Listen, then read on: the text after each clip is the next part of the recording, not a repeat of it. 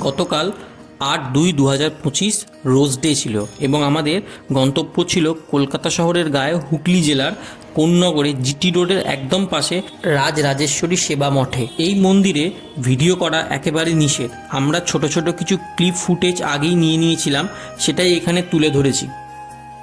এই মন্দিরটি দর্শন করতে চাইলে আপনাদেরকে প্রথমে আসতে হবে কোন্নগর রেলওয়ে স্টেশন, তারপর সেখান থেকে টোটো করে একদম মন্দিরের সামনে চলে আসতে পারবেন। আর যদি বাই রোড আসতে চান তাহলে সোজা জিটি রোড ধরবেন। সেখান থেকে কলকাতা হয়ে এলে তো হাওড়া থেকে একেবারে জিটি রোড ধরে আপনাকে আসতে হবে।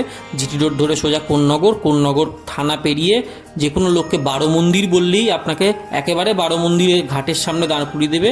সেইখানে একদম আপনার বাঁ হাতে পড়বে মন্দিরটি, এবং মন্দিরের লোকেশনটা ডেসক্রিপশানে আমি দিয়ে দিলাম, পারলে চেক করে নেবেন।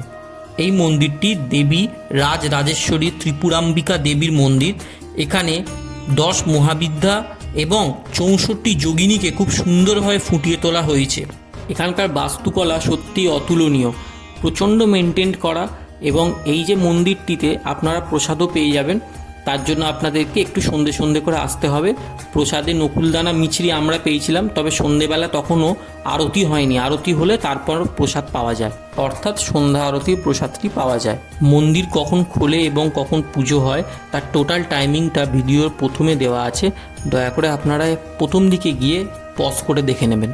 এই মন্দিরের রক্ষণাবেক্ষণ বেশিরভাগ মারোয়ারি কমিউনিটি মানুষই করে থাকেন।